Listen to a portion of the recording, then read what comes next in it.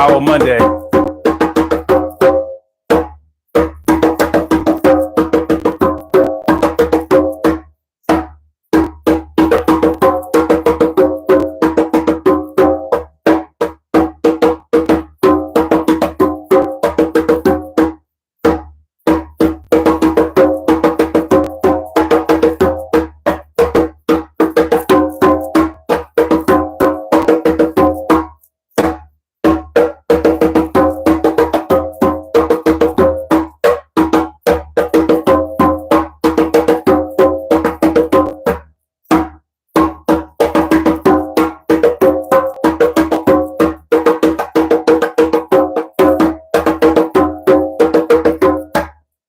What's up, y'all?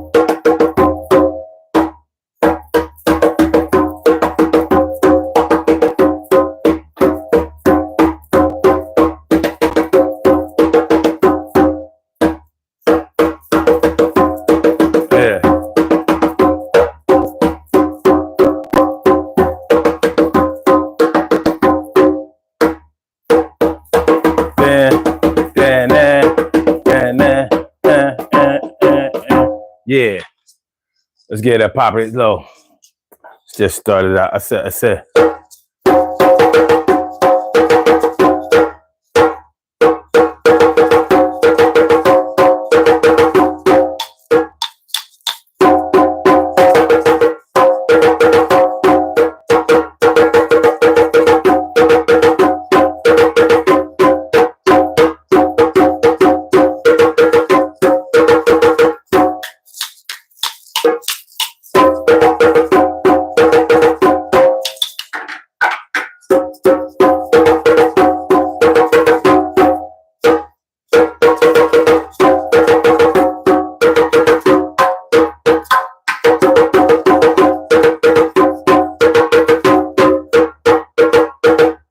Y'all.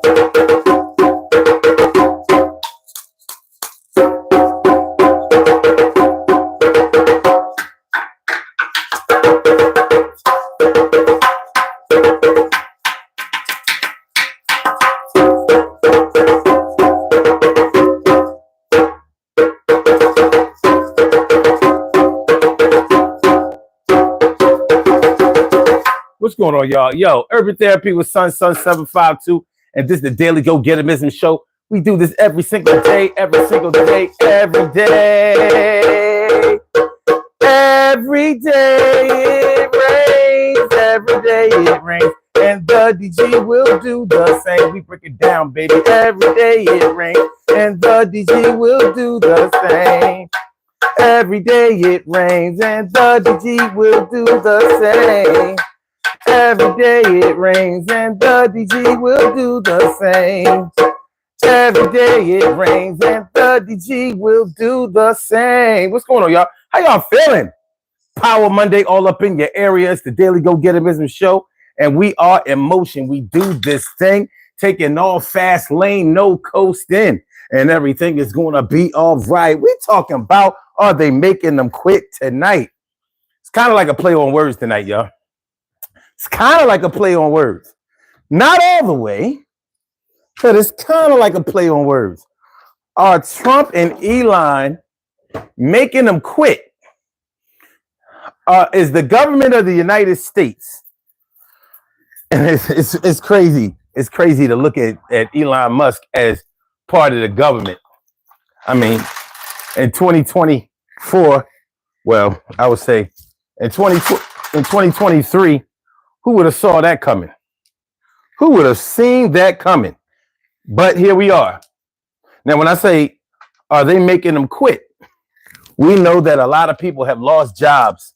We know that a lot of people in government have lost jobs. DOGE is running through these government agencies, and they firing everybody in sight. It's like Cape Canaveral. It's feeling like Houston or Florida around here.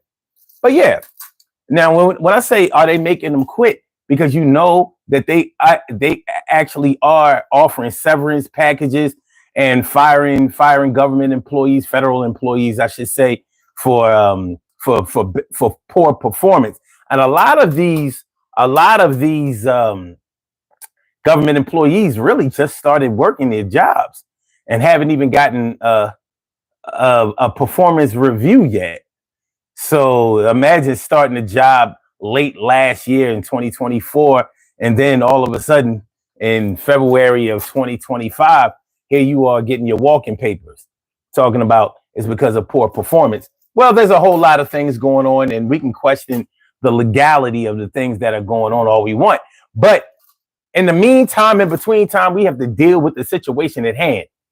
We have to deal with the situation at hand. And when I say, are they making them quit? We know that some federal employees have been kind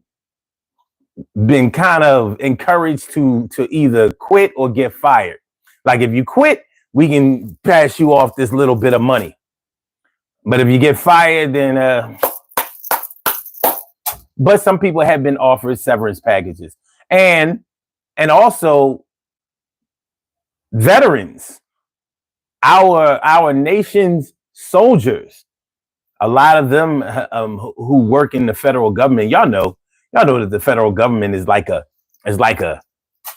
union for veterans to work at, especially like the Veterans Administration, and a lot of Veterans Administration workers have been fired. So are they being bullied into this situation? Are they being bullied to quit? Are they being bullied to quit? And when we say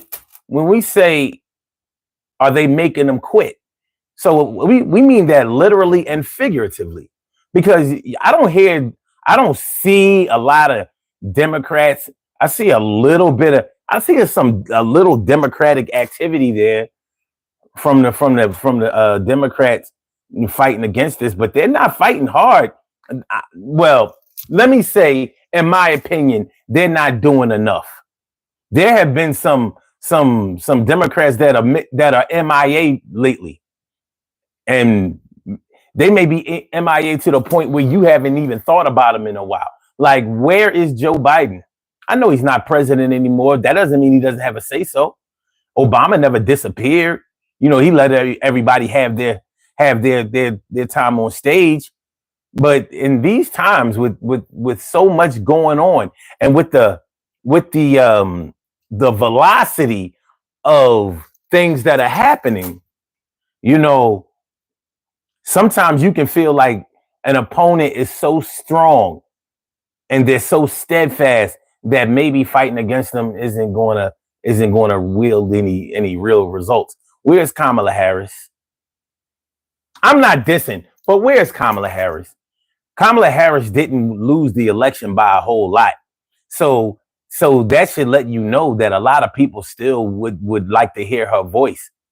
Now, I don't know if she's going to be running for governor of California or whatever, but it would be nice to see her, pop out. I mean, what does she have to lose? Honestly, what does she have to lose? Just because you lose, like a prize fighter, when they lose the title or something like that, they don't just retire. They don't just end their career right there, right? So why are we in a position where we don't see her anymore?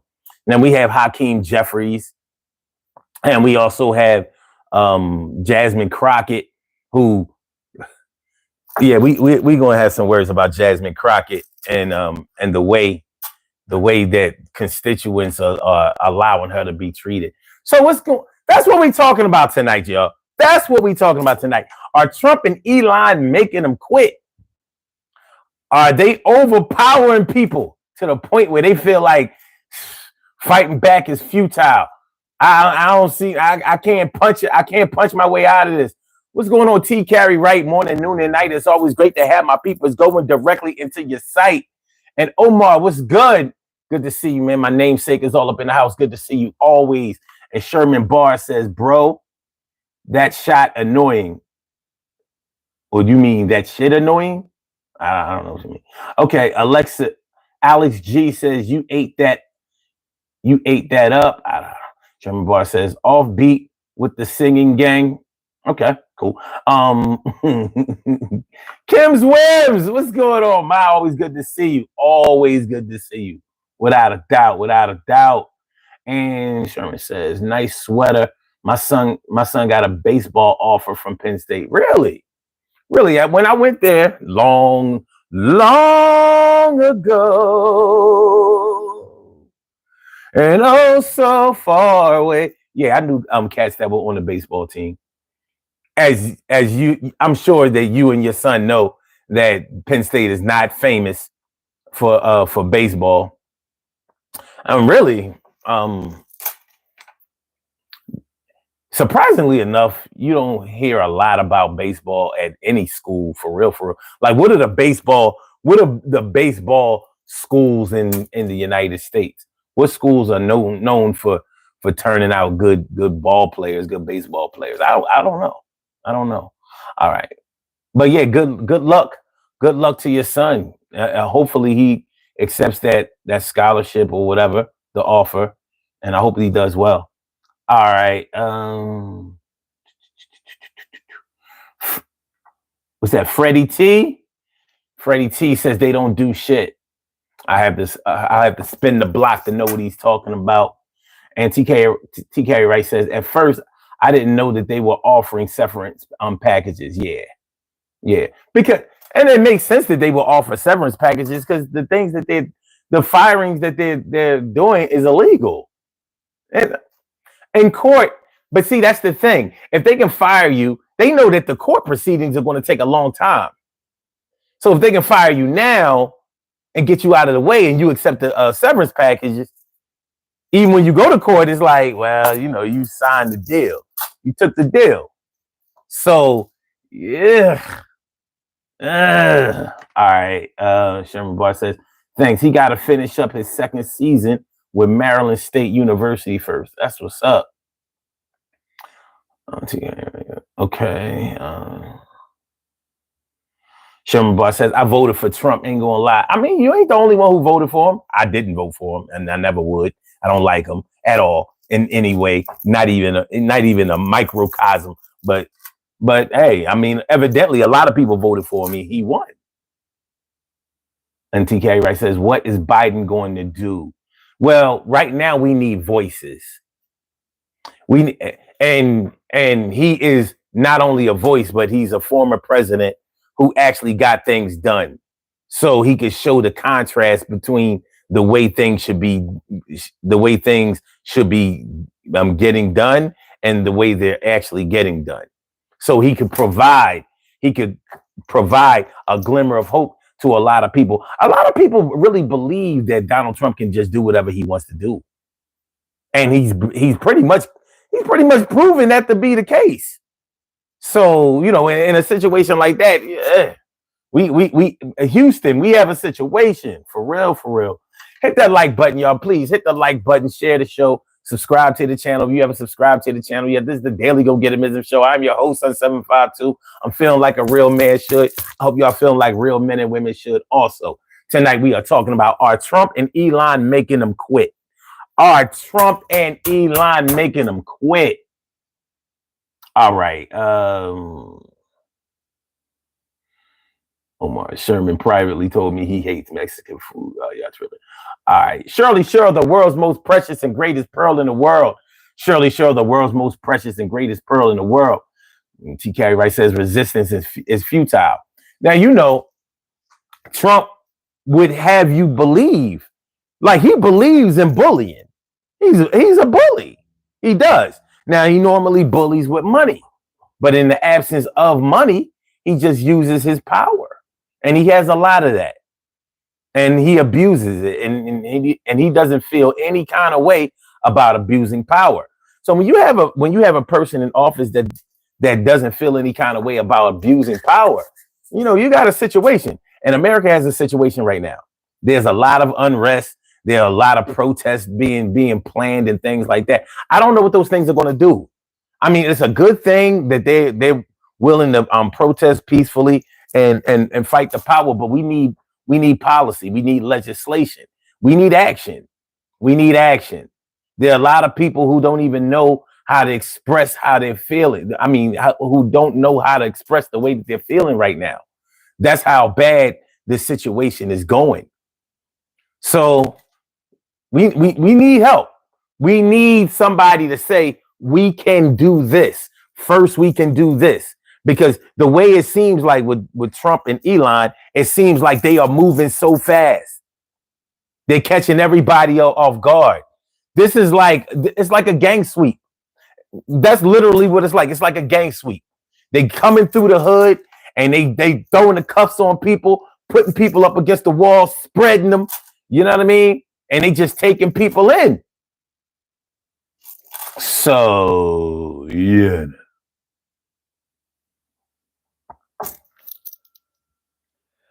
Okay, these comments were made during the drum intro. Sherman hated it and Alex G loved it. Okay, all right.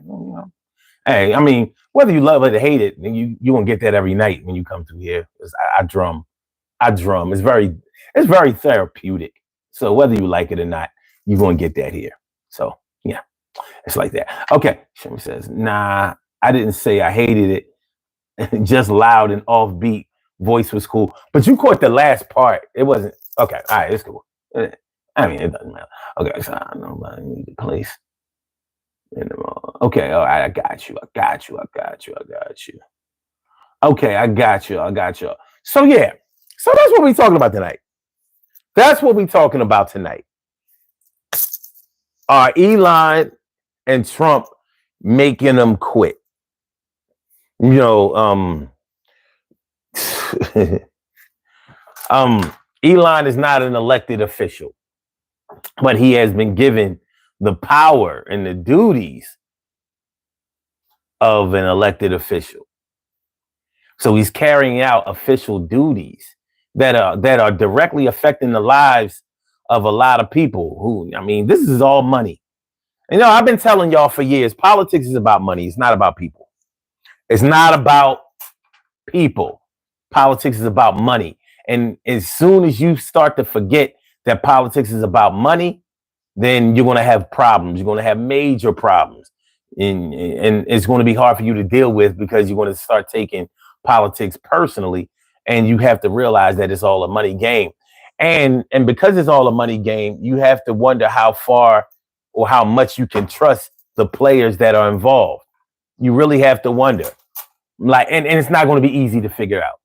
It's not going to be easy to figure out exactly who is right, who is wrong, who is doing the right thing, who is trustworthy, who's telling the truth. It's not going to be easy to distinguish truth from lies all the time. But once you accept that politics is all about money, then you can start to understand it and you can start to work within the framework, because then you can understand why everything is being done. Elon Musk comes from money and he's about nothing but money. So of course, it seems like he doesn't have a heart or any compassion for the people who are being let go and things like that, because he doesn't care about that. He's uber rich. What right now he stands as the richest man in the whole world, right? So you can't expect somebody who has achieved that level of wealth to not have greed. And greed doesn't have anything to mitigate it. You can't slow down greed. You can't make greed guilty. I think I need to put that in the chat. You cannot make greed feel guilty. You cannot make greed feel guilty. So trying to reason with a man or a woman that cares nothing about about people, but cares everything about money. Unless you are talking money to that person, they are not going to listen to you. They're not going to listen to you. We're not talking about people who have ever had to struggle. We are not talking about people who have ever had to eat the ends of the bread. You know, I don't know about anybody else's family. Listen, I don't know too many people in any culture or race that like the ends of the bread. Now, I can eat the ends of the bread, but I don't prefer them.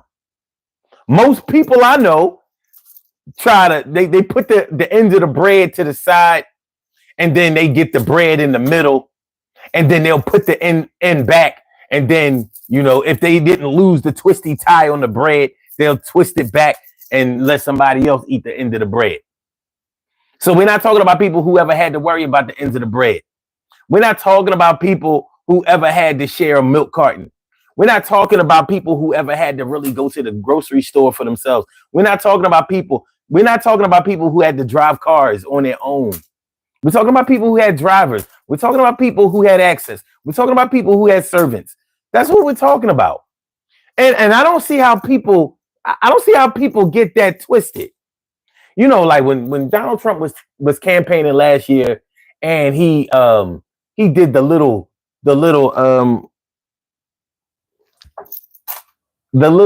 thing that when he worked at McDonald's and acted like he was actually serving people at McDonald's.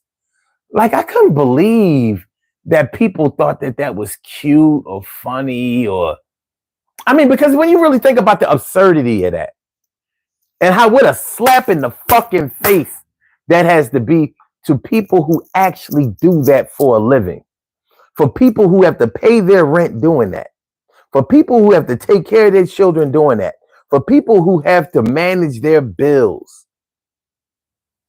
working in fast food. And you have this billionaire come in there making a mockery of it because he didn't believe that his opponent ever worked at McDonald's.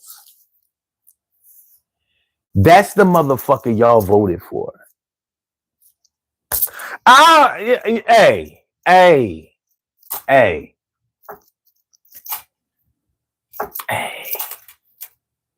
Now, I'll give it to him. He likes McDonald's burgers.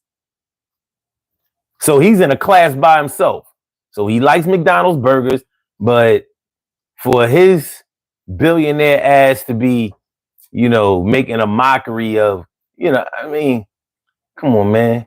You got Secret Service personnel. They had to shut down the whole restaurant. So they had to spend their money paying them for whatever time that they would have lost with customers, just so he could pull this little publicity stunt. Him working at McDonald's. Well, that's what we're dealing with. That's what we are dealing with.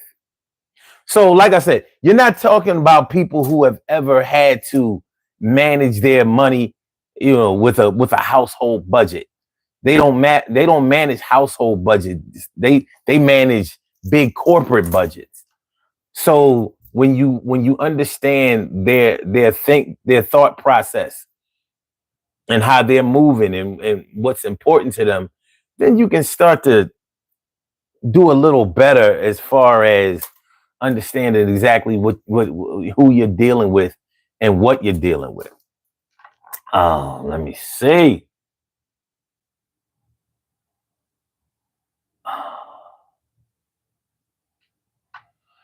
Okay.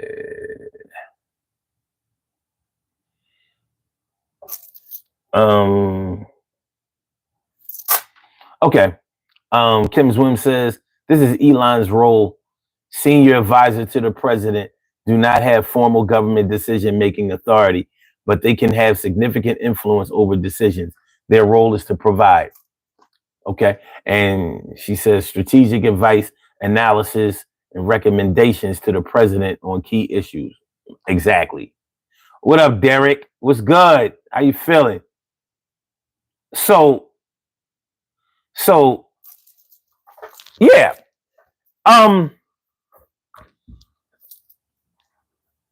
When people who have never, when you're dealing with people who can't even empathize with your middle class background, or maybe even your I don't want to say poor, but I'm going to say lower middle class. You know what I'm talking about? Lower middle class. I'm talking about, 30,000, 20 in the 20,000s or 30,000 a year. You know how hard it is to make ends meet. You know what it's like. You know what it's like to struggle to pay a parking ticket or a moving violation. You know what it's like to to uh to get a L&I violation at your crib and have to get that shit fixed before they put a lien on your house because you can't afford that. You know what it's like. They don't know what that's like. They don't understand that. They only understand that on a corporate level. Like Donald Trump understands that. He understands his casinos being shut down because they weren't bringing enough revenue. He understands that, but never his home. He doesn't understand that. He knows what it's like to file for bankruptcy so he can keep the millions that he has accumulated. The old Chapter 11. You remember the old Chapter 11. Basically nobody else used to get paid in the old Chapter 11. The new Chapter 11, you still got to pay motherfuckers. So bankruptcy ain't what it used to be. You can pay them off a little bit slower, but the old Chapter 11, yeah, I owed you, but I get to keep my shit and just keep owing you. Yeah, my credit fucked up, but I ain't worry about that. I still got cash left. So when you see and you feel the pain of all of these people who are losing their jobs and who don't know what to do next and are confused about the decisions that they should make because they got an email saying that they better either accept this termination and this severance, or they can just it's like let's make a deal. You know how it is. You know how Let's Make a Deal is the game show. You get three showcases or three boxes that you can pick, and hopefully you pick the right one. You might pick one, and they say, "Oh yeah, you picked a good one." Now you can either keep that one, or you can turn it in, and I'll give you this. Let's make a deal. So when you're talking about your livelihood, and you may be talking about your lifestyle, and you may be talking about your place to live, and you may be talking about your family and the decisions that you have to make, and that's going to directly affect them. What if you are the only person that is the provider in your home? What are you going to do? What are you going to do? Because at this point right now, we can't ignore. We're not in a position right now as American citizens. We're not in a position to be like, well, I don't work for the federal government anyway, so that shit don't really matter to me. You can't do that right now because once they hit remember, government jobs used to be the safest. That's where you could chill. That's where you could live, retire, have the best health benefits. That was the place to be for the rest of your life. The private sector is next, because on a federal level, those were good jobs, good paying jobs, good opportunities for advancement. The benefits package off the chain. Yeah, you wanted that. And those are the jobs that nobody used to ever lose. So if you know how it is when you work in the private sector and you're not part of a union or anything like that. Speaking of unions, these labor unions nowadays, like the Teamsters, they ought to be ashamed of their motherfucking self. Those union representatives ought to be ashamed. Those presidents ought to be ashamed of themselves. They know damn well the Republican Party does not support labor unions. So somebody took a payoff. Somebody took a payoff. Because since when everybody knows the Democratic Party supports labor unions and always have. Everybody knows that. Even in the bad old days, in the Dixie days, in the Confederate days, because everybody likes to, especially these black activists and shit. They love to bring up, oh yeah, the Democrats, they were the KK, they were the party of the KKK, they were the party of Reconstruction, they were the party of Jim Crow, and you're right, they sure were. But how things have changed, how things have changed and flip flop. So yeah. So if federal workers are getting the axe and not even getting an explanation, what do you think is going to happen to you in the private sector? You're not part of a labor union. You may have already been under a supervisor or a manager or some grimy ass coworkers that were already targeting you and trying to get you fired. What do you think is going to happen next? After they take care of the federal sector, or should I say the public sector, the private sector is next. Veterans, they cutting people, they firing people left and right at the Veterans Administration. At the VA,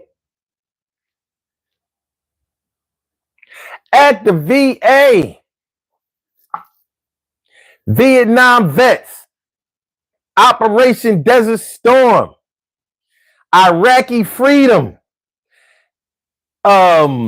Afghanistan.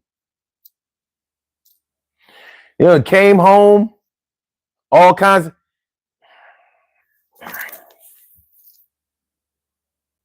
When Donald Trump referred to the soldiers in Afghanistan who came home, he said that they suffer from headaches because, from the bombs going off and all of the shelling and all of that shit, you know what I mean? It kind of made their brains sushi. What's that condition? I forgot, man. But Donald Trump played it down as, they had some headaches. They had some headaches. Like, motherfucker, your draft dodging ass is just pathetic. Because on one side, he wants to say, oh yeah, our veterans are the most important thing, our military. You know what? I never know. He never really said our veterans. He says our military. Now, I don't want to misquote him.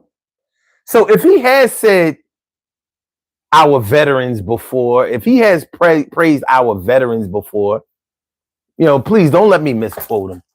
But I believe he normally, the times I've heard him speak, he just said the military, our military. Omar says, I agree with you guys. They say it is hard for a rich man to get to heaven as it is for a camel to walk through the eye of a needle. Well, I don't necessarily subscribe to that. Omar asks, do you think wealth makes it harder for you to be genuine in politics? Everybody who works in politics is fairly well-to-do. Politics is not a place for bums. I mean, because every political position involves money. You have to manage. I don't care whether you are a state representative, a congressman, whether you are a senator, whatever. It's all money. You got to manage some money. Budgets. Every bill and every law has a money value attached to it. Every single one. Because the question that everybody asks is, how are we going to pay for this? How are we going to pay for it?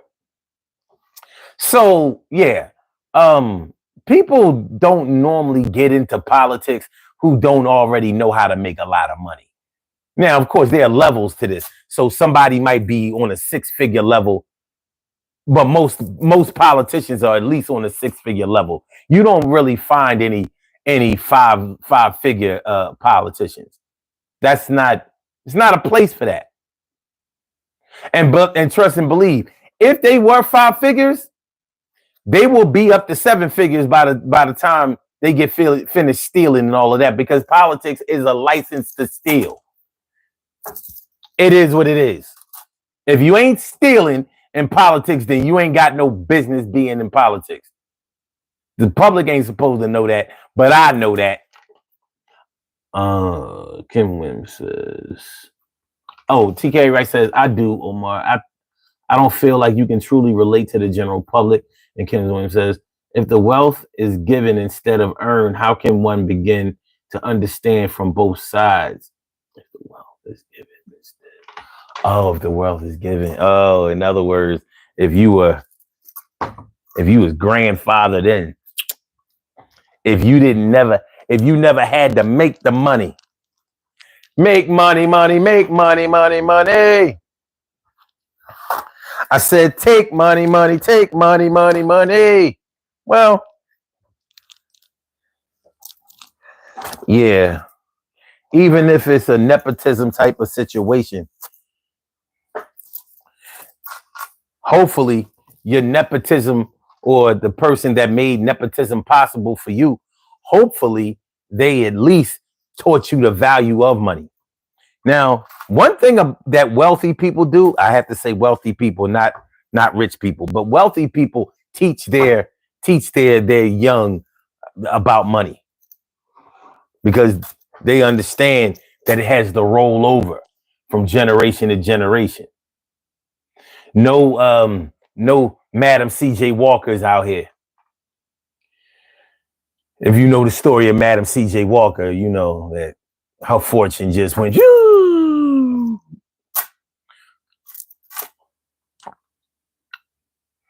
Kim says, okay, wait. Okay. Kim says, are you talking about the CTE veterans with the brain? Yes, that's exactly who I'm talking about. He tried to write that off as them, some soldiers. Some soldiers reported having headaches. Headaches? Motherfucker, they shit was fucking. You ever boil noodles too long? You know what I'm talking about? Have you ever boiled noodles for too long? You know, when you boil noodles for too long, they be all squishy. They're not tasty. It's best to underboil noodles and cook them the rest of the way, because once you overcook them, they're not good. They don't have texture. You can't get them on the fork. You can't get them on the spoon. You can't do shit with them. That's what their brains are like. And you talking about headaches. Those headaches are going to be permanent. Permanent.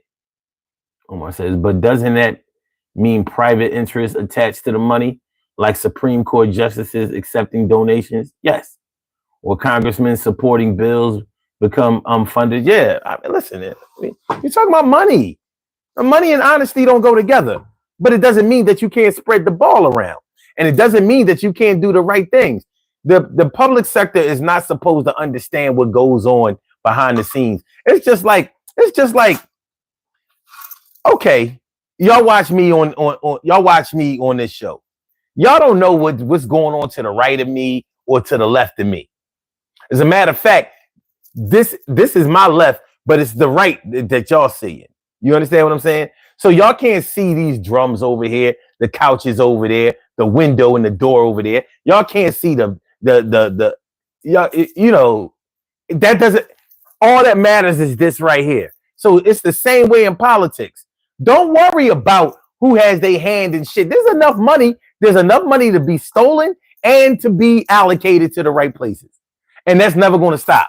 So the absurdity of Donald Trump and this whole DOGE thing, I'm going to expose all of this government fraud and waste.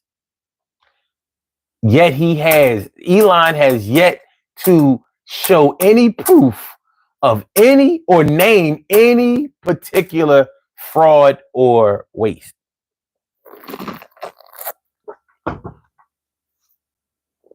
He ain't named nobody. Nobody's been called into question. Nobody has had to stand trial or make a statement. Yet, he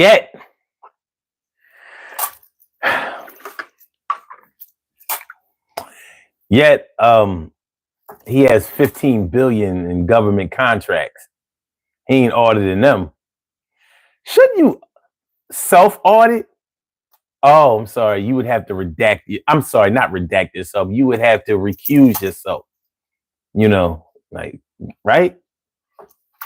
But no, that's not a conflict of interest. That's just a coincidence.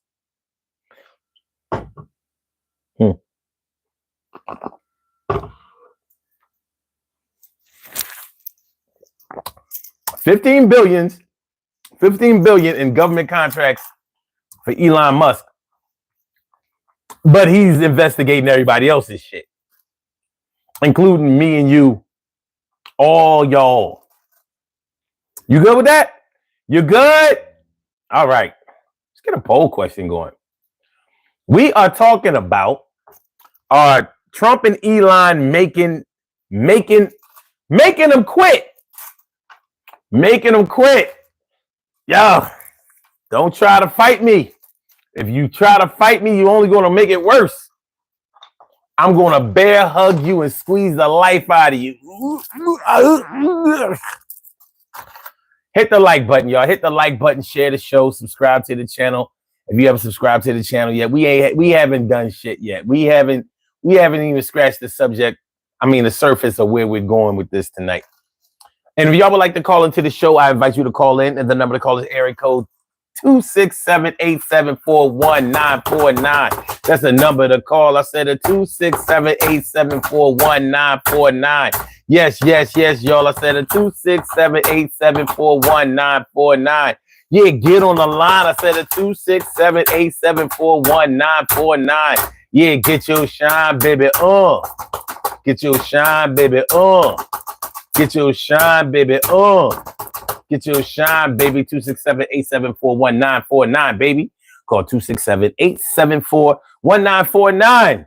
And I get you right on up in here. There is no censorship on this show. Unless, listen, I don't censor, but some things, you know what? This is the best way I can put it. I don't censor, but I'm not going to lose my channel over you. Let's keep it respectful at the very least. Keep it respectful at the very least. Okay.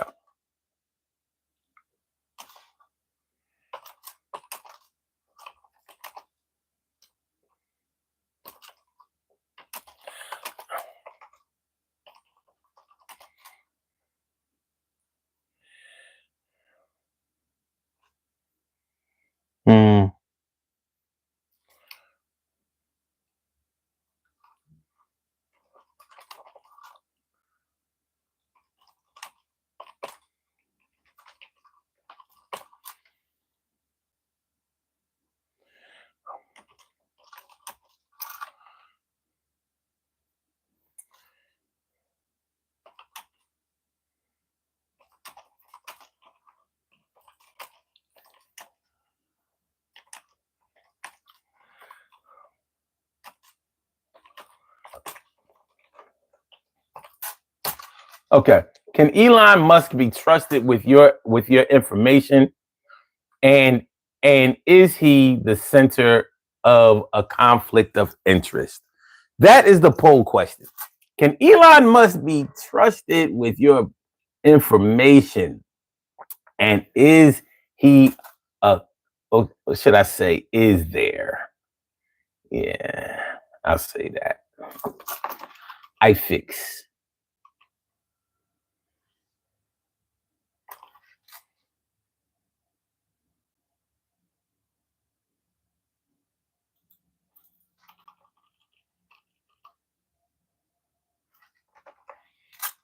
Elon must be trusted with your information.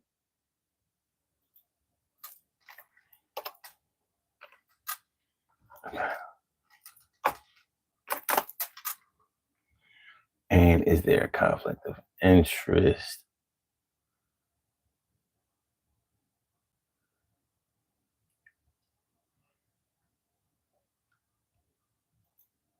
Okay.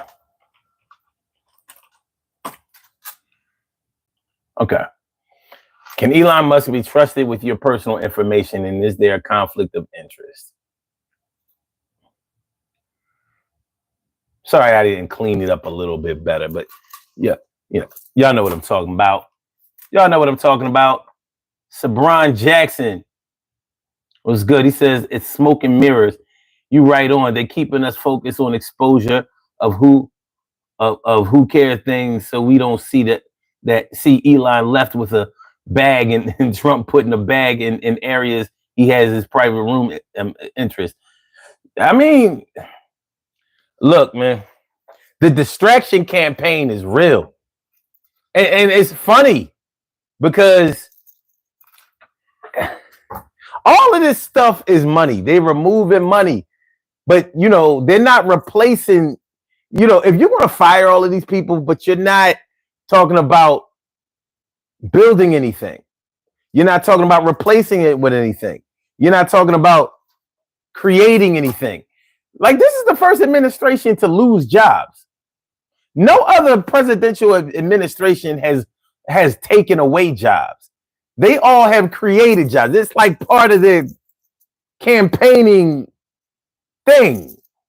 Like, we're going to create jobs. Well, he hasn't created any jobs. He has taken away thousands and thousands of jobs. Like, yo, man, it's bad out here.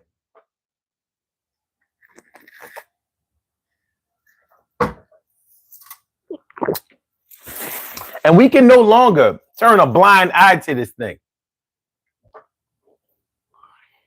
We can't turn a blind eye to this thing. You know how, like, when they talk about cutting off welfare or a welfare reform, and you be thinking like, well, I ain't on welfare. I don't receive any welfare benefits, so this don't really affect me. But it might affect your grandmother. Social Security, Medicaid, those are welfare programs. They are. Those are forms of welfare programs. We look at them as entitlement programs, but there are only certain ways that you can qualify for those things. So anyway, so we can always turn a blind eye to certain things that certain cuts that are being made and things that are being done. But in a minute, you're going to have to look at these things in the eye. In a minute, you're not going to have the option to just be like, well, that ain't on me. And in previous presidential election cycles, people said, well, I'm not into politics, and this shit doesn't really involve me, so it doesn't really matter. Okay, cool. Maybe at a time that was true, but it's becoming less and less true now. It's becoming a lot less true now. Earl Sterling says, yeah, the government is too big. The government is too big. Kim Swim says, that's two different questions in one poll that required different answers. Oh, y'all gonna have to try. Tell you what, Kim, the answer is yes. I mean, it's no. The answer is no. Can you trust him with your personal information? No. And speaking of the answer to that being no. Now, I heard somebody say, well, Elon Musk owned PayPal. So y'all didn't have no problem giving PayPal y'all bank information and all that kind of stuff, but now y'all want to be bitching because he can look into y'all stuff now. And I'm like, damn, the excuses that y'all make for this shit. Like, you chose to open up a PayPal account, just like Netflix, just like Cash App, just like Peacock or Max. Yeah, it's one thing when you sign up for something and give your personal banking information and whatever is required. It's a whole different thing for you not to have chosen anything or been asked is it okay, and somebody is just looking in your shit. Different. Y'all gotta understand, Elon Musk bought Twitter. Do you know how much he knows? Man, I don't think people understand. I don't think people understand this man's power and what he knows. I don't think we get it. But we gotta wake up. He bought Twitter. So he hears the things. He knows how we think. He sees how we go back and forth with each other.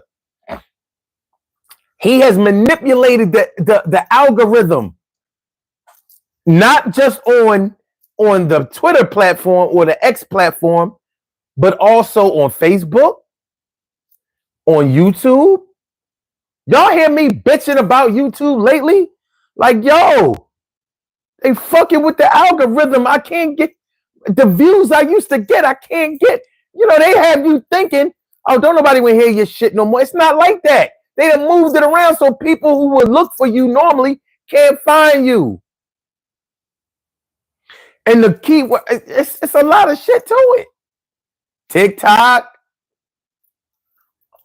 Facebook, Instagram, all that shit. They've all had to kiss the ring. But Elon got the party started. So when you talk about him giving $270 million to a campaign to help Donald Trump, but he also bought Twitter. So the propaganda, he's able to control it.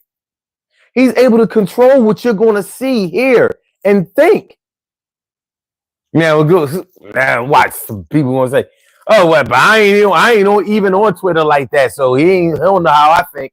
Like, come on, dude. You on some social media platform, and even if you're not, Donald Trump is inescapable on any device that you have. You're not going to have a phone, tablet, computer, or laptop, or TV, or radio and not hear or see this man. You think that's by mistake? You don't think that's by design? He's the first social media president. How do you think he got to where he is? He increased his visibility and his accessibility. So people feel like they know him. They feel like they can talk to him. He had a connection. Now you can call him dumb all you want. That was smart. That was the smartest thing he ever did. He said, shit, normally you don't get the right to a president. You don't get to talk to a president. You don't get to hear what a president is really thinking. I tweet. So I'm a watch this shit, y'all. I'm a tweet to these motherfuckers every day. So they feel like they can talk to me. And I'm not even gonna have nobody do my account for me. I'm gonna do it myself. I'm gonna get in beefs. I'm gonna get in little back and forths with athletes and actors and entertainers and shit like that. Watch, they gonna love me. And the shit work. The shit work. You got people explaining away him releasing the January 6th insurrectionists Like, how you can explain that away is beyond me. But this motherfucker got 34 counts. He's a convicted felon. 34 counts. He also has a rape allegation that he was found guilty in and has had to pay. Is still paying that woman. He raped her. In a court of law, they found him guilty. The only reason he's not in jail for that is because it was a civil trial. So in a civil trial, you're able to bring evidence that isn't beyond a reasonable doubt. It's a preponderance of evidence. Like the likelihood that you did this is high. So what I'm saying is somebody like that would have been disqualified. Somebody who admitted to grabbing the pussy of a woman and all of that would have been disqualified. Anybody else would have been disqualified. He got reelected. And the guy who never said or did anything like that is the one that they say is the bad guy. That's where we are. So when I thought of this show, are they making us quit? Are they making them quit? When somebody is getting away with everything that nobody else would get away with, eventually you start gaining a type of mentality like, I can't beat them, I might as well join them. MSNBC joined them. CNN joined them. Them bastards, Joe Scarborough and Mika joined them. They tried to take it back, like, we just trying to open up the conversation. You know what I'm saying? You joined them. Even Michael Cohen.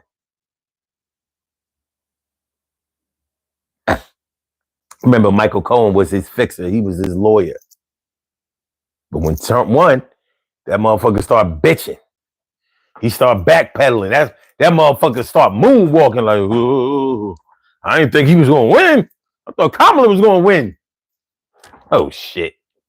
Oh, fuck. All right. Ugh. All right. Ah, man.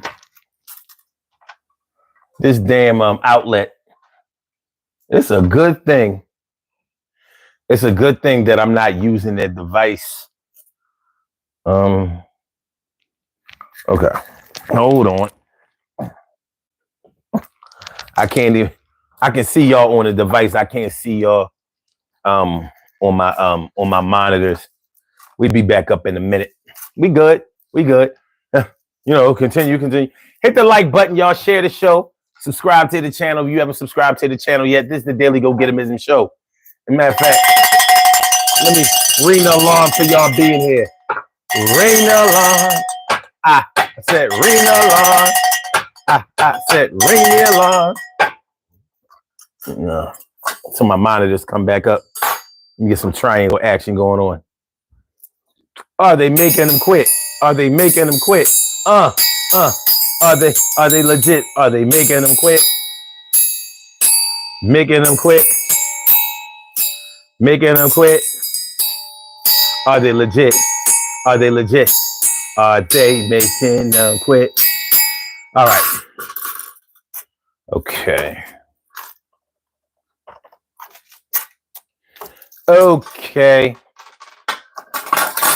We're gonna break it down. Luckily, this is a pretty decent laptop, so I can get my monitors back up fairly quick. Fairly. Yeah, we good. And we're back. Well, y'all never left. But I guess you could say I'm back. I'm back. Okay. All right. Herenia Tupea? Does your watch smell? Nah, I wash every day. I'm a clean type of dude. I'm very, very clean. You say he doesn't own PayPal? Well, at one time he did. At one time he did. He had control over it. So Brian Jackson says facts, newspaper, email, he everywhere. He flooding the market. And I hate it. TK Ray says, and he used reverse psychology and told people that Obama was a social media politician. I call that 50 centism. 50 centism. Because you know how 50 Cent accused Ja Rule of being R&B instead of a rapper. Then he did the same thing that Ja Rule did.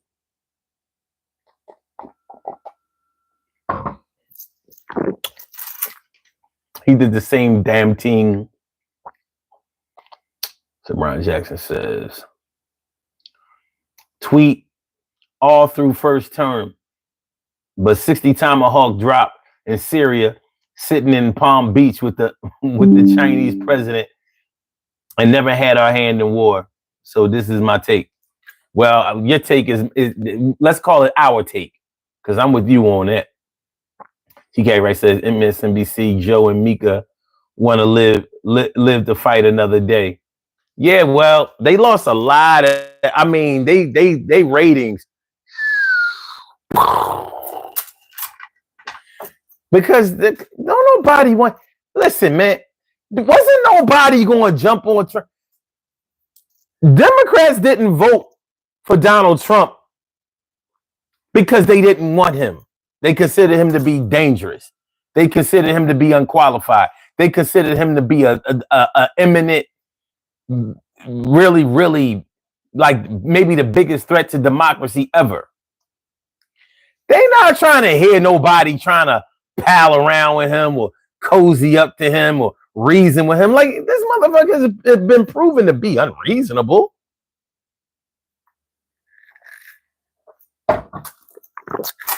So they pretty much committed political suicide with that move. But hey, man, you know, life goes on. Life goes on. But when you consider the force that he is and the power that he wields, and the unmitigated, first of all, he has no,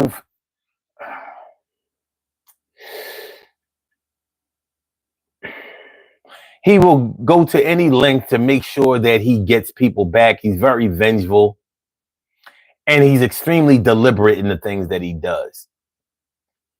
And now with his followers so deeply entrenched into believing that he is the only source of truth that they have, I don't think people really understand the danger that's going on.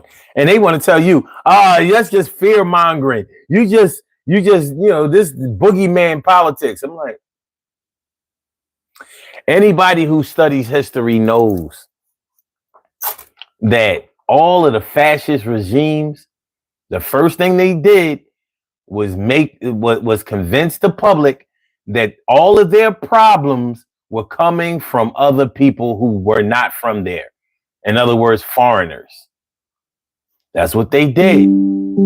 So no, you Americans are great people, but all of these immigrants, they're the ones selling all the drugs. They're the ones bringing the drugs in.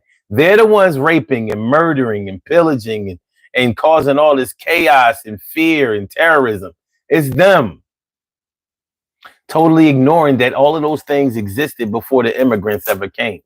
And all of those things, as soon as you get rid of all the immigrants, those things will still be here. And then you'll be asking yourself, well, what happened? Why didn't that go away when they left? The other thing is they create distrust in the press. So what's the first thing? What did Donald Trump brand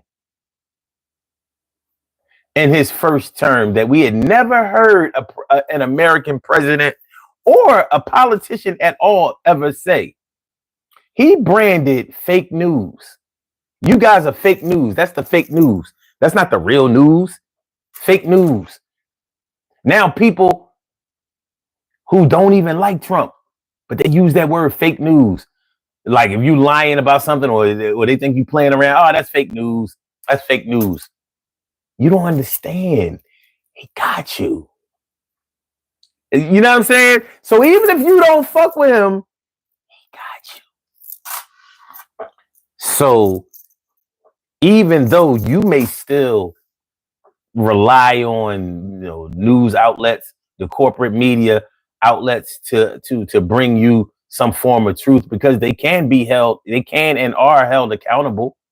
Like Fox News had to pay $750 million because they allowed him and others to kick that stole the election shit and the election fraud scandal that they tried to blame on those voting machines and I mean the voting counters and all of that kind of stuff. So, all right, so yeah, so you blame immigrants, you eliminate them by any means necessary, whether it's deportation or gas chamber, and then you create distrust in the media, in the press,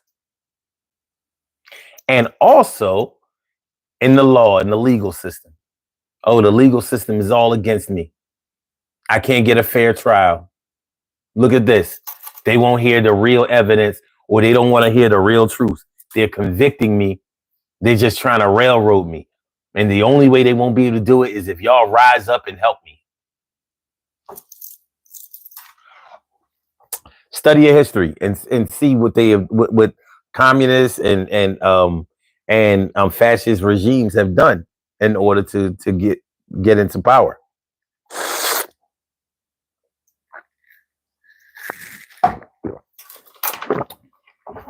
One of the reasons that Russia is so threatening and dangerous is because during the time when Lenin and Stalin were in power, they kicked all of the lawyers out and they got rid of all religion. No religion in Russia.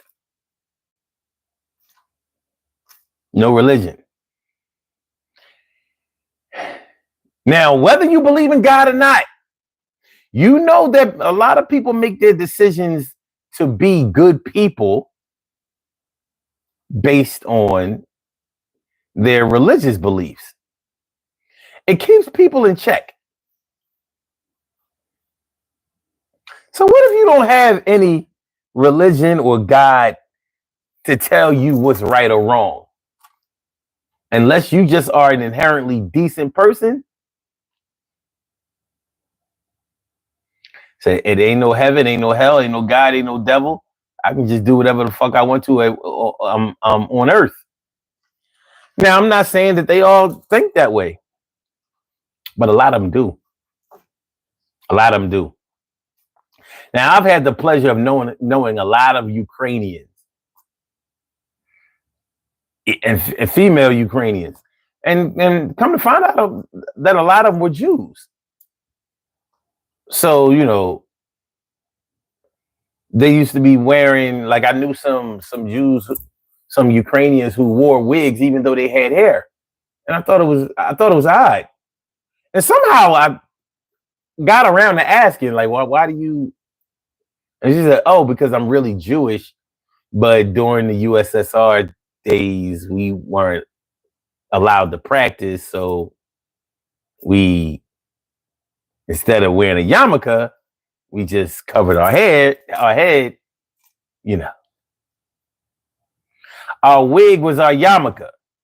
So they thought we were wearing wigs as a way of displaying different hairstyles, but what we were really doing is using them as a yarmulke.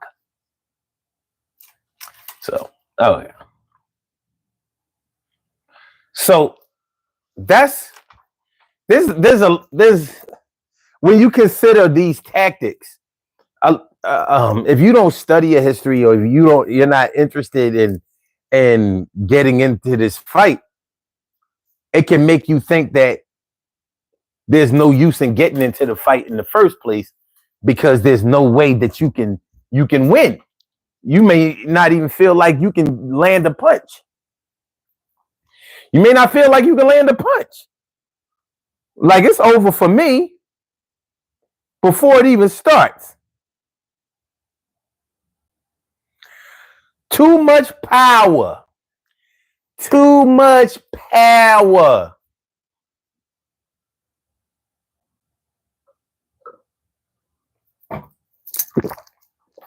So what are we gonna do? First of all, what about what's the answer to the question? Like, do you think that Trump and Elon are making people quit, figuratively and literally? Like, we know that they have fired a bunch of people. We know that they have offered severance packages. We know that a lot of those cuts and layoffs, and not even layoffs. They haven't been giving up layoffs. Now, a lot of people have gotten their jobs back, but the bottom line is, we know that those things have not been legal. But in the meantime, while you out of a job and you waiting for a court case or a hearing, meanwhile, you know how you gonna put the Lucky Charms in the bowl? You ain't gonna be able to put the Diggum Smacks in the bowl, and ain't no milk for it. Ain't no milk for it. Yo, times is hard. Sometimes you gotta look up in the sky and thank God that you're still here. And it appears that we are going down. Yo, this orange clown is, making people just say, "Uncle, what's going on?" It's like a rump. I know that the times are getting kind of crazy, but you got to keep your heads above the. Troy Diesel, what's going on, my dude? How you feeling, man? Good to see me, some you. And Cheryl Halsey, what's good? Damn, Cheryl, how did I miss you? That's not acceptable. What's good? Good to see you. Good to see you. Yeah, what do y'all think? Is he making people quit? Is he making America quit so he can just overpower them? Is he overpowering us? Is he taking us to the tool shed?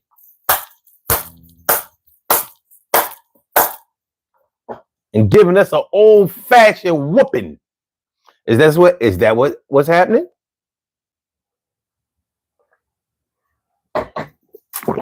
Is it? Y'all remember when Mike Tyson, when he was in his heyday? Y'all remember when Mike Tyson was Mike Tyson? And people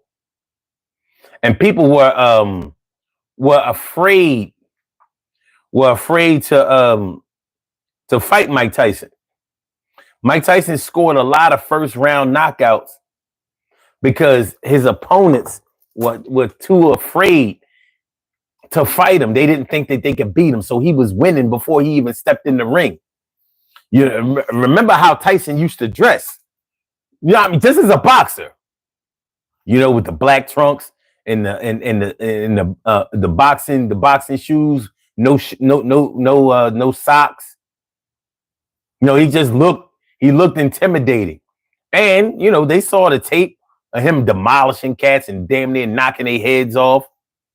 And back then he had pretty good defense.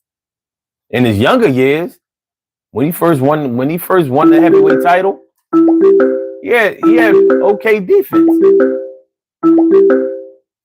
You have a call. He was sort of like, hold on a second, my dude.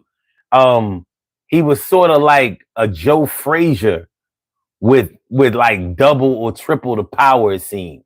And you know, Joe Frazier had a lot of power in them punches, but his defense wasn't as great. He had been knocked out. Yeah, like George Foreman, you know, thrashed Joe Frazier, and he had those 3 wars with Muhammad Ali, but Muhammad Ali never beat down Joe Frazier. As a matter of fact, it kind of went in reverse. I think those wars with Joe Frazier put the Parkinson's in Muhammad Ali for real. Yeah, he said. Remember, Ali said that's the closest to death he had ever felt. Well, it is what it is. Caller with the last number 7797. Welcome to the Daily Go Getimism Show. Thank you for holding. Thank you for calling in. What's on your mind tonight? What's good? What's going on, podcast family? Feel like a real man should. You already know. Dang, you better hope he don't steal that from you too. You better hope he might steal that saying. You might not be able to say that no more, bro. Well, you're right. I mean, unfortunately, I wouldn't put it past him. But you know, I'm not working with no money, so he ain't, you know, he don't have his eye on me. Nobody who doesn't have any money, all y'all are safe from Donald Trump. When he won, what did me and you say? Let's watch this. Let's see what happens. Man, that was a sad day. We both said it's going to happen. You know, both of them. You know what they remind me of? They remind me of the kids that go to the basketball court, right? And they got the basketball, and you picking teams, and they don't get picked, and they be like, "Give me my basketball back." Oh yeah. Yeah. Or when you try to when they don't get picked, and they can't get, and they're not on any team, they throw bottles on the court, so you can't play ball. Yo, did you see the video clip of Donald Trump had a news conference up in Maine? I don't know if it was in Maine, but the governor of Maine was in the audience, and he called out the governor of Maine, and he told her, he asked her if she was going to comply with the whole transgender, you know, in sports thing, and she said, I'm going to comply with city and state law. And he told her, he said, you better comply or you're not going to get any government funding. I'm cutting it all off. And she said, I'll see you in court. You know, like it was an iconic moment. She was like, get the fuck out of here. First of all, you ain't gonna bully me.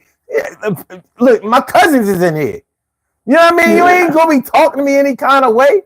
But she just said, I'll see you in court. And he said, good, yeah. I guess you'll see me in court. And it may not be as a governor, because I don't think people are gonna vote for you after. Like, yo, man, the boy, he wild. He's a wild boy. He's wild. I think he don't like gay people because he been screwing them. That's what I think. I think he's a closet homosexual, and I don't have nothing against the LGBTQ community. That's what's theirs is theirs. No disrespect, but something's wrong. You know, I'm not here to prejudge. Only God can judge people. Well, you know what I'm saying? But the thing about it is that you don't force feed, and that's the same thing I say about Obama. You know, all of them don't force feed people to adhere to other people's norms. You understand what I'm saying? Well, don't do that. You can't do that. Well, hold on. I don't have a problem with gay people, but I have nothing but problems with the LGBTQ. Because before Trump, they were the ones bullying everybody, canceling everybody, telling you what you could do, what you can say and what you better not say, or you gonna get tired. You gonna get fired and all that. Let me rephrase. So no, I don't fuck with them. I don't have no problem with gay people. But you have to. You gotta distinguish the two. Yeah, because they was bullying. They was getting they bully on. If there's one thing I have to give to the Trump administration, he makes them motherfuckers stand down. You don't be hearing shit from them. They gets none. I'm like they were supposed to be the most. I mean, you don't mess with Jews and you don't mess with the LGBTQ until Trump is in office. Then you can fuck with both of them. Go ahead. It's kind of crazy, but I'll give him that. But anyway, I ain't giving shit else. I just don't. Did you see the picture of the AI picture of Trump kissing Elon Musk's feet? No. I meant to send it to you earlier, man. Man, listen. I'm telling you, bro. The thing is, my son, right? Mm-hmm. My son, he's 25, and he's into, he's a very, caring person, and he's into everything that's going on with Trump and everything that's going on with the Palestinians and Israel and all this, to the point where it's giving him post-traumatic stress. And what I tried to explain to him is that the reason why you can't allow what you can't control to control you. You can't control what the idiots do. You can't control what's going on in Palestine. What's going on with the Palestinians and Israel? That's been going on way before we was born. So I mean, at the end of the day, if you can't control it, you just allow to see what's happening. You have to see what's going to happen. When Palestine and Israel ready to talk and they're ready to make that decision on what they should do, they'll do it. Until then, there's going to always be war. Well, same thing with Trump. When people learn after the second time, put him in office, if we make it through the 4 years, right? When people realize that was the most stupidest thing that we ever did, even the people that voted for him, that's when they're gonna start making more different changes. But they're not gonna concede that. No, they're not. Because if they and he's gonna, if he's healthy enough, he's gonna run for a third term. You can believe that shit. He already getting that in place now. So if you think that this motherfucker is walking away from this office in 2028, you are sadly mistaken. That's not going to happen. Let's just put it like this: by the time he runs for president again, he won't have the Congress nor the Senate. Let's just pray that happens. Well, because right now he has Congress, the Senate, and the Supreme Court. Yeah, we'll see. So if he still has them intact, he will be able to do that.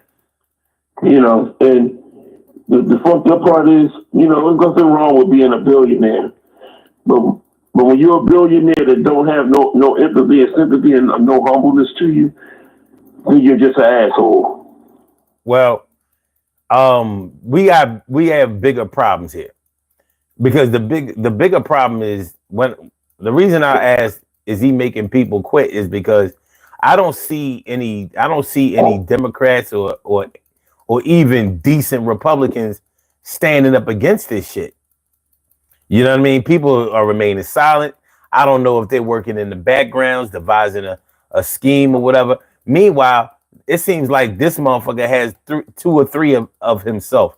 Like, it's not just him, doing this thing. Like, he actually gives you the impression that he does not sleep. Like, he can just be up 24 hours a day, every day, like he's a mutant. He gives off that impression. And because he gives off that impression of being more powerful than regular people, more energetic than other people, and more willing to push the envelope than other people. So you brought up the whole thing about the Palestinian conflict, the Israeli-Palestinian conflict. One thing that Donald Trump understands is the power of giving it a good try, because all he has to do is be able to say, well, listen, I tried to do this and you know, such and such rejected it or whatever. And I'll try again if y'all want me to. But I gave it a shot. I gave it a shot because people do appreciate that shit. And he's going to highlight the fact that he tried to do it. He's like a comedian going on stage. Well, he tried his best. Yeah, you talk about, you know what I'm saying? Yeah, chosen. You know, like when they say white people be like, oh, you know, he tried, and black people be like, boo.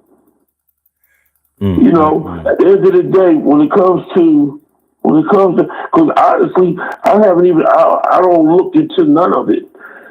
After his first run, and after that fucking damn shit that happened at the Capitol building, and after Biden won, I cut myself away from politics for a while because I was so embedded in it, you know, because of that. But it's not going to cut itself off from you. Huh? You can shut it out, but it won't shut itself off from you. So we're going to Well, only way I know about it is when I hear you talk about it, or my son text me something, or my wife text me something. Other than that, I don't know shit about it. No, you know a lot because you be up on some current events. So you know more than the average person. Trust and believe. Yeah, I mean, I don't. Well, let's put it like this. I know, but I don't know. I don't sit back and harp on it because pretty much I knew when you know who the person is, mm-hmm. you already know what's going to happen. This ain't nothing new. He was there before. No. I think what you're saying is you're not personally invested, but you have the information. Right. So I mean, I'm not going to do exactly. I can't. You know, like I told you, was my first thing with Trump. Everything else, I can't deal with everything else. I'm not saying everything else is beneath, but the fact that he's a divisive president and that he's a racist, that alone excludes him from ever being president. But they don't. I don't care how many racist presidents that we know, they weren't as outspoken as him. Well, he let it be known. Look, I don't like black people. I'm pretty sure behind closed doors he used N-word. In his family. Listen, we got bigger fish to fry. Yes, we do. But see, that's, to me, my opinion is that the divisiveness that he brings towards the country, the ignorance and the disrespectfulness that he brings towards the country, that right there should have excluded him. And then you turn back around, then everything else just knocks the dominoes fall with that.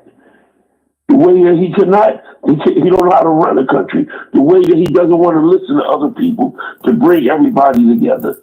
Whether if the Republicans got something, if the Democrats got something, no, there is no party with him. It's the Trump party. Okay. It's MAGA. See, the reason I say that we have bigger fish to fry is because he will burn his own shit down and won't feel no kind of way about it. That's what we're dealing with. You understand what I'm saying? Like, he doesn't have any problem saying, all right, you know, y'all want to rock with me? Watch what I do. You know, y'all don't want to comply? Watch what I do. He's a kid. So listen what I'm saying, but regardless of all of that, we can't, it doesn't matter what we call him. Somebody has to do something. We can call him racist. So what? I kind of understand. No, because I was about to say something that I don't really believe. I was going to say I can understand how people be saying that he's not racist when he does this, that, the third. No, they're using a whole different. They're using a different criteria to try to exonerate him from being a racist. But What I'm saying, he is doing he's doing things to white people too. So and that's the whole thing about it. People, this is what me and you were saying is, watch what happened. When he said that he was going to bring down gasoline prices and eggs or bring down the prices of food, we knew that wasn't going to happen. Or his first day, his first 100 days, we knew that wasn't going to happen. right. We knew that. We both said it. Mm-hmm. But the guy was on the phone talking about $8 and $12 eggs. Remember when he was on the phone during the election? Mm-hmm. But we never heard from him since. But the real problem now, eggs ain't he's not even addressing the inflation thing. So we have a lot to do, regardless of the inflation thing, the price of groceries, all that, gas and all that. Yeah, that's one thing. But as he's moving so fast, like you it's so hard to pick an issue to stop him on, because you got the whole you got whole annexing Canada and Mexico, or you got the whole immigration thing, or you got the making Greenland America's Gulf of America, the American or Panama Canal. You know what I mean? The Israeli. When he said that, hold on. The Israeli Palestinian conflict, shutting off Europe and NATO and any European alliance. There's so, like, you have to pick an issue to try to fight with this dude, and you can't waste a lot of time on any one issue because he moving so fast that you like, I better really think about which issue I decide to tackle, because it's like you know how we have like on the Eagles, if you stop Saquon Barkley, AJ Brown is going to light you up. If you shut down AJ Brown and Barkley, then Dallas Goedert and Smitty going to light you up. If you can manage to shut down them two, then Jahan Dotson is going to light you up. So you got to pick your poison with this boy. And it's hard to know which issue is the most pressing one, or which one you can actually win. Well, it's too many issues.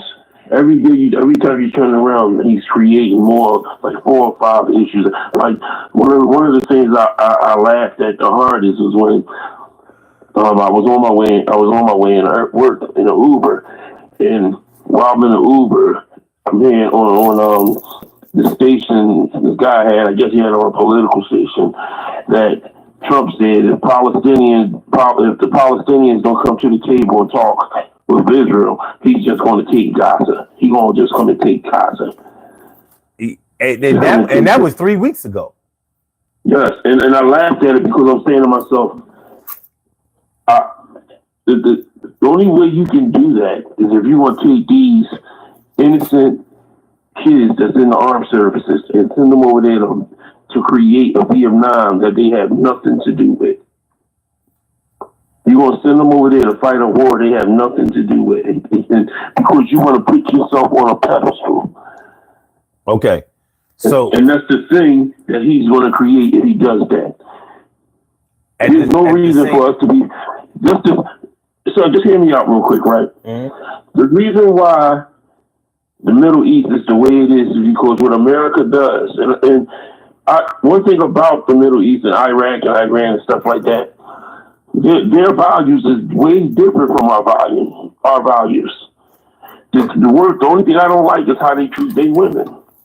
But the thing about it is that their democracy is not our democracy. They've been having their own democracies for thousands of years. Who are we to go over there to try to force them to take on our democracy? Okay. The region is screwed up because you're screwing up the region and trying to force them to be something that they're not. Okay.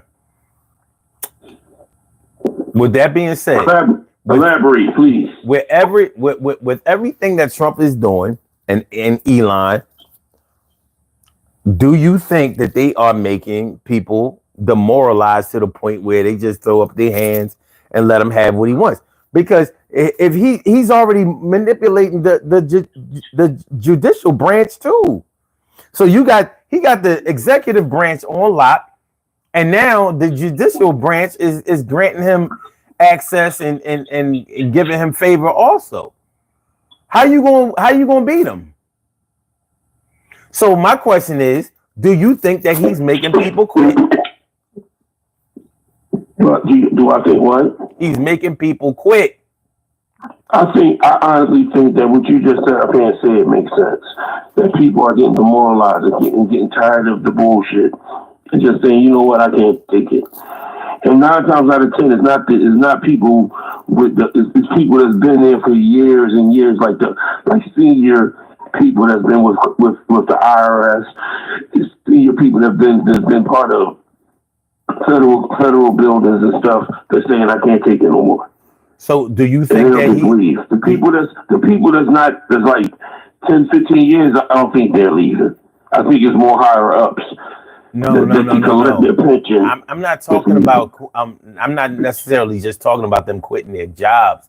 Do you think that he's making the American public quit fighting against him because they don't think that they can win? I think he demoralized every one of us. I think the election demoralized us. I think the election demoralized us, especially the people that knew what was coming with it. You know, when you sit back and you know something's coming, right? When you didn't expect this to happen again. Some people, me personally, I didn't expect it to happen again. Honestly, I didn't. I think there's no way we will go this bastard back in. Yeah, I don't know. Like he's the type that you can't. His base got so strong. I knew it was a chance. It was going to be close. There was no way it was going to be a blowout either way, and it wasn't. But yeah, I thought he definitely had a chance because too many people had crossed over to his side and they were extremely passionate, and they still are. But when I'm asking, is he making people quit? Like who from the? He is. Okay, all right.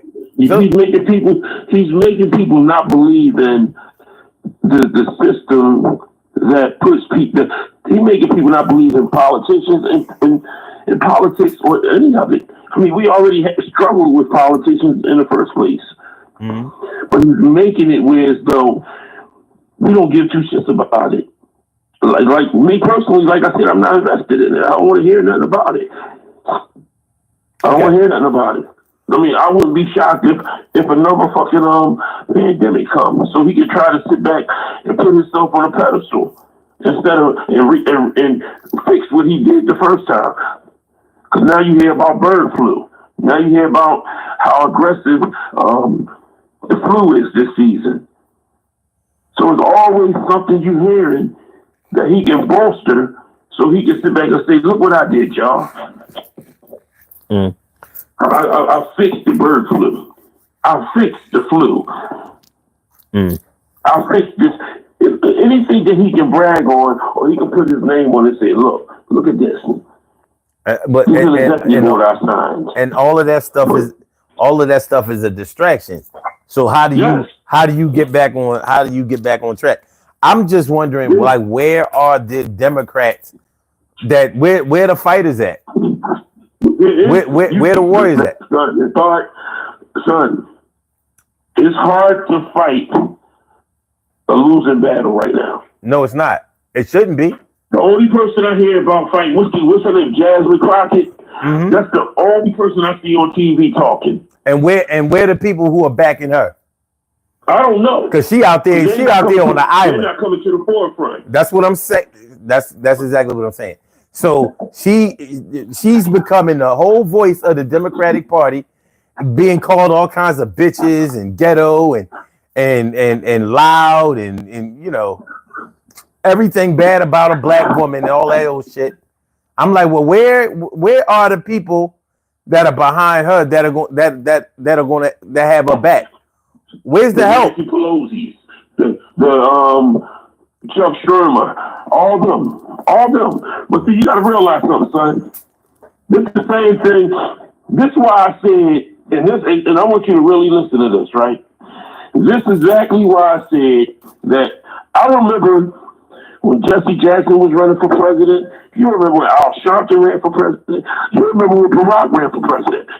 Louis Farrakhan would speak on some things about them. Or every president, Louis Farrakhan would speak a lot on them. Right? Mm-hmm. Do you realize they don't speak on anything that has to do with Donald Trump? Yeah. He leaves them alone. Yeah, I've noticed that. And do you know why they don't want to speak up on it? He has control of everything. So now, when you sit back and you got control of everything, and you got the FBI and the CIA and all these other entities, when you got people that can investigate you or investigate your family, and he has control of that, you got to think on that one. You got to think on it, because just like you said, I mean, the shit that him and Elon Musk is doing, just imagine if at any point in time when he gets tired of Jasmine Crockett, what can he do? Well, to derail her? Evidently, Jasmine Crockett is clean. That's why she ain't worried. So right. All those other people who talk shit or fought for whatever, they had skeletons in their closet. And that's exactly why they're not coming forward. But it's not always about wait. It's not. Sometimes the skeleton is money. They already been paid off, or they they got their hand in the pot some kind of way. So that could be true. It's usually true. Politics is about money. It ain't about your reputation. One thing that Donald Trump has proven is that all of those identity politics and all of that shit, it don't matter. It don't matter that you've been in sex scandals. It don't matter that you have sexual assault or whatever on your resume. It don't matter that you've hung out with a Jeff Epstein. It don't matter that you've cheated on your wife and paid for prostitution. None of that shit. It don't matter. It does not matter. But that money is what does matter. And when somebody is messing up somebody else's money and nobody else is saying nothing about it, it's normally because they helping them, they profiting off the money that's being messed up also. Other than that, somebody will say something. And I think part of it is money, and part of it is the fact that white America wanted their presidents back. But I don't think it's all just about money. No, it's not about money with the people. The citizens don't even understand that politics is about money, but every politician does. Right. You know what I'm saying? But that's just how I feel about it. The middle America, the first place they go to for the caucus is Iowa. And that's a Republican state. They want everybody to go to Iowa to test their throw their fishing line in the water to see, are they popular enough, or are they good enough to be president? That's where they start at. Mm-hmm. You don't see them start in New York. You don't see them start You don't see them start in LA. You don't see them start over in Michigan or areas where there's a mixed or dominantly African American state. You don't see them start in Pennsylvania. What's your point, though? My point is that the reason is not, to me, the politicians is about money. But the reason, one of the main reasons why he's back in office is because his people wanted him back in office. It was the mixture of the stupidity and the ignorance of our people and the stupidity and the ignorance of Latinos or the others pushed him right back in office. Instead of sitting up here understanding that we don't need this second no more. You know, like I said, I'm a Democrat, but if if a Republican fits the grounds of what if a Democrat is doing wrong and the Republican is doing better than what the Democrat is doing, I will vote Republican. But I haven't seen it. I haven't seen it in years. I just ran down to my son. I said, I was born when Richard Nixon was president. Then Gerald Ford was president. Then Jimmy Carter was president. Ronald Reagan. George Bush father. George Bush Sr. Who was it? Bill Clinton. George Bush Jr. Barack Obama. Donald Trump. Joe Biden. Now Donald Trump again. And never have I seen, when Donald Trump ran and when he ran again, I've never seen nothing like this. I've never seen it. Right. You know, and this is, I mean, and the thing is, what you just ran down is, we lost the morale of this country. There are no morals now. Because if he can win, and he has every negative, if you draw a con underneath his name, you'll find 10 or 20 of them. No less than 15. Yeah. You know, and nobody seems to care about it. None of that. Nobody seems like that's the morale of this country. So when your kids, the stuff that we were brought up on, that shit goes out the window. That don't mean shit. That's meaningless. You know, and that's the sad part of what's going on now. You know, you ran down everything he done, and you're 1,000% correct. And this is not Trump bashing, because he bashes his own self by doing what he's doing. Well, I don't really care about whether I don't really care about whether we bashing him or not. I'm wondering where. We don't have to bash him. He bashes himself. He gives people an opportunity to see things about him. Derogatory. I'm wondering where are the Joe Bidens, the Kamala Harrises. I'm wondering where the Barack Obamas. I'm wondering where are the people who know about this shit? Why aren't they? You're looking for the political Avengers to come out. I'm looking for somebody to say, listen, this is what we can do. You know what I mean? Like, this is how we can combat this. So, no matter what happens, he can't do this and he can't do this. And I'm going to show y'all how y'all can how y'all can rest easy knowing that this can't be done. I'm looking for somebody to fucking do something. There has never been a president that came back and said anything derogatory or bad about a past president or involved himself in politics that had something to do with them. Except Trump. Except Trump. Except Trump. Yeah, well, Trump never left. One. That's the only one. Exactly. But even okay, so Barack Obama helps out on every Democratic presidential campaign and the midterms, right? Right. So why can't he help right now? That's a good question, but my guesstimation is that he lives by the situation that he was the politics that he was brought on. That don't no president jump up and once the will of the people voted for him, you don't interfere in that. Well, they don't have to show him. They don't have to show the public how to hurt the president, but they have a duty to tell the public what their rights are. That's all I'm asking for. Well, I ain't telling them to. I'm not telling them to go out and riot in the streets. Tell them teach them their rights. Show them what they can do within the confines of the law. Well, all right. Well, let's go. Let's see. This is the part where I sit back and say we can't just depend on Barack Obama. These are just examples. What about Bill Clinton? Exactly. What about Al Gore? Exactly. Whoever is still Pelosi.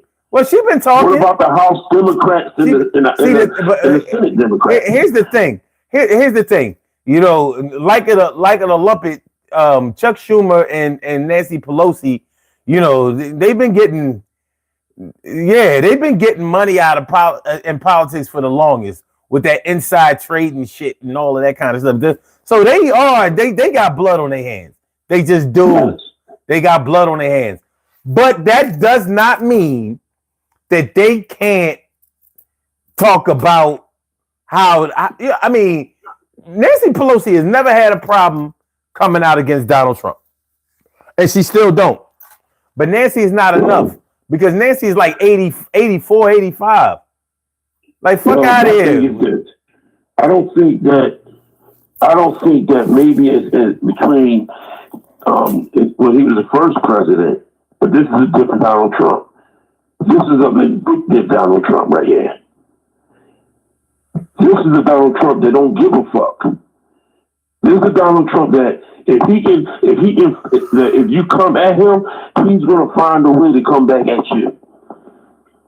And when you have access to the FBI, when you have access to certain entities that can investigate you and that can dig into those skeletons in the closet, like you said, you gonna shut your shit down for a minute. The only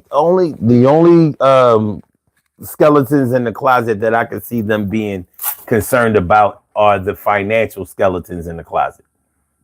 That's enough. But that should not stop you from saving people now because you're going down with the ship.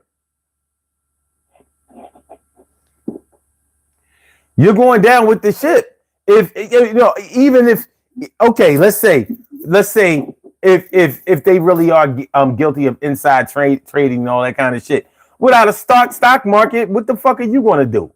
What good are you? You know what I mean? If he sinks this country, and I don't want to be extreme, you know what I mean? I don't want to sound extreme, but let's just say if he sinks this country, we all suffer because of that. It's not like, you know, like only the billionaires seem to be the ones that are going to persevere through this thing. The millionaires ain't going to make it. Well, let's think of it like this, right? Let's think of it like this, right? You're asking elderly senior citizen ass congressmen and congresswomen to come forward that you know is blood on their hands. You know they done and underneath in your mind, you know they done some underhanded shit financially. Right? And you asking them to come and go against Donald Trump, which is pretty much the president, the government, their government. Now let's look at African American history. Same thing. We've had African American heroes that went against our government, and you see what happened to them. Our government offed them. If they didn't even have to pull the trigger. Sometimes they just added to the fire. Malcolm, they added to the fire, and Malcolm X murder. Martin, they added to the fire. Martin's murder. Medgar Evers, they added to the fire. Medgar Evers. So all these prominent, even down to Huey P. Newton and what's his name? What's the other Black Panther guy? Hampton, Fred Hampton. They added to it. The government don't have to. They just have to push the right buttons with the right people to cause that. Nancy so Pelosi. Now when you turn the table over to white America, they're nervous and shit. They scared. Nancy Pelosi is 84 years old. She's 84 years old. She ain't got shit to lose. She got family. You still have family, son. But if he fucks this whole country up, You ain't saving your family. The only way you can save your family is you have to be proactive now. I think everybody needs to speak up. Everybody in Congress needs to speak up. Everybody in the Senate needs to speak, especially the younger congressmen and the younger congresswomen, and the same thing in the Senate. What? I don't think that because see, there's a voice and volume. They all need to speak up. One of the problems that I've always had with black lawyers, I'm like, y'all know that the law is a different language, and the general public does not know law language. But not one of these black lawyers that I know of has ever said, you know what? Fuck giving y'all pro bono for a case. I'm gonna give y'all the game and let y'all know. I'm gonna teach y'all the law so you'll know what you're up against if you should ever get caught out there by in the legal system. Not one of them has ever done that. And you would think that at least one of them would have done it, because if the rest of them aren't doing it, it's probably because they feel like, well, if I do that, then I'm going to cut money. I'm going to cut money out of my own budget. No, you're not. Because just like when you do pro bono cases for clients and get them off or get them better deals or whatever, when you fight for justice for them for free, it brings people to you. Like if you could do this for somebody with no money, imagine what you could do for somebody with money. You understand what I'm saying? So none of these lawyers have given you the fucking game. None of the black lawyers that I know of. Now, and that's all I can say, because maybe there's a black lawyer over in California that's given classes out and making an impact in that regard. But I've never. If I was a lawyer, if I was a person that was locked up for something similar, if I was a criminal that was locked up for something similar that Donald Trump got convicted of, I would sue this government. I would do a class action suit against the government because I'm still in jail for something that he did. But since he's the president, he's able to be president. I would sue this government for that. How you going to sue the government when he's taking over the judicial branch? What I'm saying to you, son, is it has nothing to do with winning a lawsuit. It has something to do with bringing a lawsuit, to put a focal point on it so people can understand that not one man is more powerful than the government. But you have to open the eyes of the justice system and let them know. Just because this man, you want to impeach him when he's in office, when he shouldn't even be able to get in office. And that's the problem. We keep allowing things to happen, and nobody, you said it right, nobody's speaking up on it. But if you put class action suits against the United States based on our own president, who is a felon, able to be president, that opens the eyes of a lot of people. It does. It starts something. It starts a narrative. It starts radio talking. It starts the TV talking. But when you don't do nothing, this is what you just talked about being said.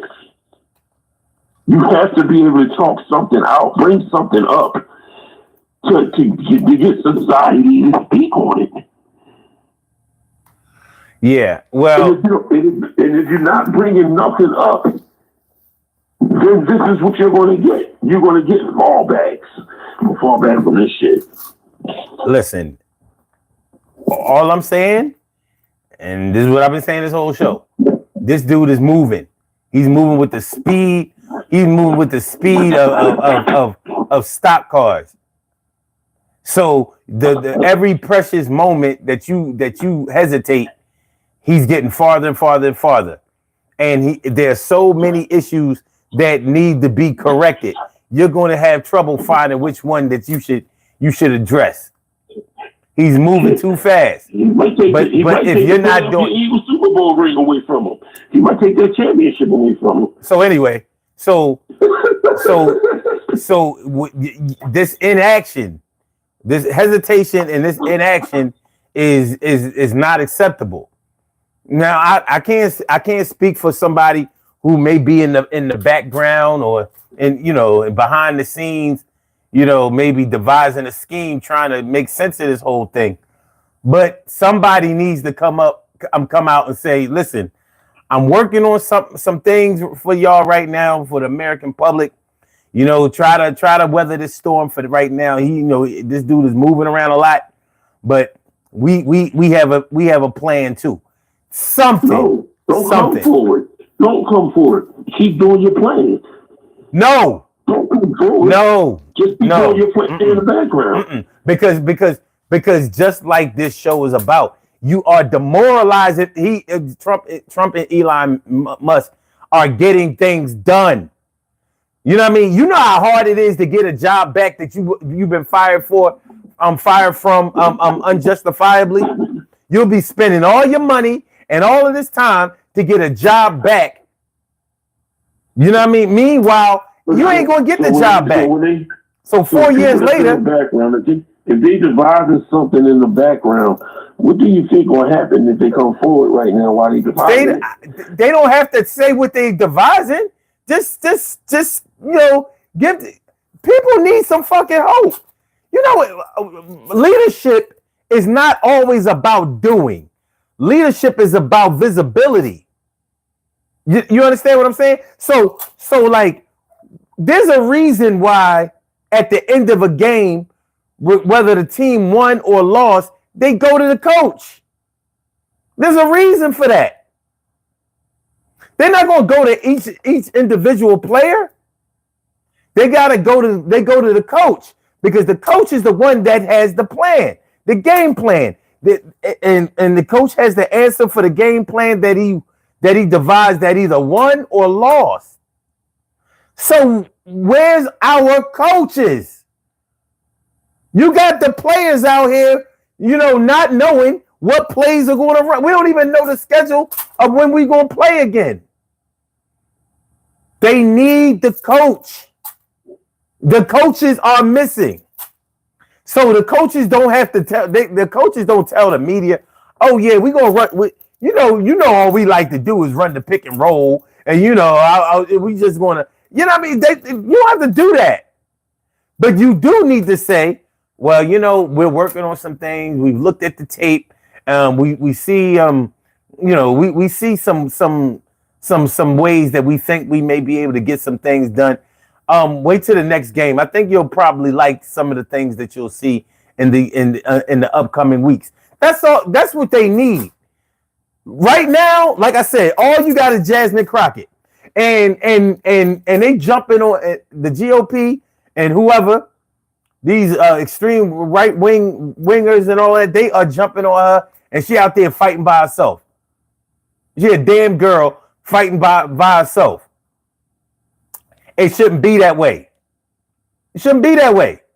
Now, yeah, she's strong, she's knowledgeable, and she knows what she's doing, but she shouldn't be by herself. So where the fuck is everybody else? Why aren't anybody else representing? Why isn't anybody else giving any glimmer of hope? Or at least leading? You was leading when you was in office. You still are former whatever office you held. You still get Secret Service. And like I said, it doesn't have to necessarily be one of the former presidents. It can be somebody should be sent in. Just like those Congress people were locked out. They got locked out of the White House or wherever the fuck. Out of the Capitol a few weeks ago. And they was ready to push their way through. Okay, so if you're willing to push your way through because you feel like you have the right to enter the Capitol, and you do, so you mean to tell me you just gonna lead the American public out here with shit that they don't know because you are an insider, and you ain't gonna give nobody you're not gonna speak up? It could be because Trump is making them quit. But we don't have the luxury of being able to quit. We're not politicians. We're the ones who need lower prices. We're the ones who need more jobs. We're the ones who need peace. You got war and you have rumors of war. And those rumors of war are sometimes worse than the war because everybody doesn't fight in the war. But everybody is affected by the rumors of the war. So that's all I have to say about that. It's 4 o'clock.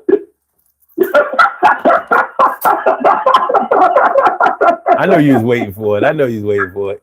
It came. Well, my closing statement, sometimes we got to agree to disagree. From a scale of 1 to 10, I agree with you on about, let's say, a seven of things that you're saying. But my theory is that when you're dealing with a person like I don't even like to say his name. I call him the village idiot. When you deal with the village idiot, right, you have to sit back and be smarter than him and not let him see what card that you deal with. You have to sit back. You have to just wait and see and write down and get them and organize your mistakes and organize behind the scenes before you come forward with 10 or 15 senators or 10 or 15 congressmen or women. And then you deal with it like that. And like I said, because he hasn't been in office. He's been in office since January. And look what's happened since then. Look how much shit has gone on in 1 month. Because he has been in office exactly 1 month and 2 days and 3 days. Like I said, son, at the end of the day, bro, this is what the people wanted. Not all the people wanted that. Not all the people wanted that. And that's not acceptable. Because it's not acceptable. Listen, the people, we all going to suffer, but the people that's going to suffer the more is the people that voted for them. No, they're not the ones who are going to suffer the most. No, they're not. They're not. We are the ones who are going to suffer the most.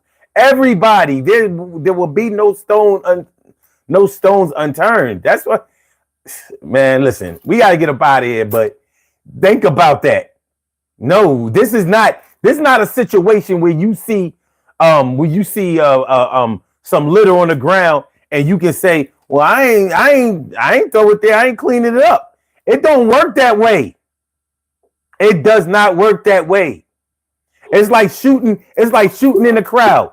Yeah, you might have been aiming for somebody, but you shot everybody. Like I said, man, the people that got to step up should step up. I agree with you on that. And at the end of the day, I also can understand what's the nervousness behind it. We as African Americans should understand the nervousness behind it. Nah, fuck all that. They signed up for this shit. Fuck all that, son. Yes, they signed up for it. You didn't sign. You are regular. You're not a politician.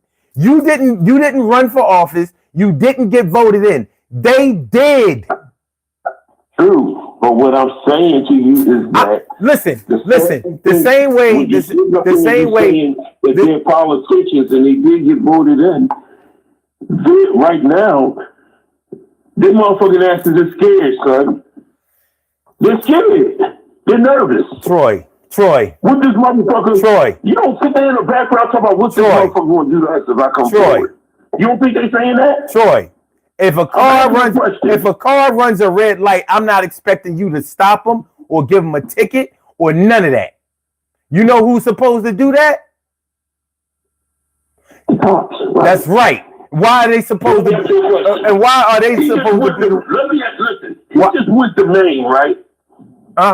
You just told me the story about the governor of Maine. Yeah.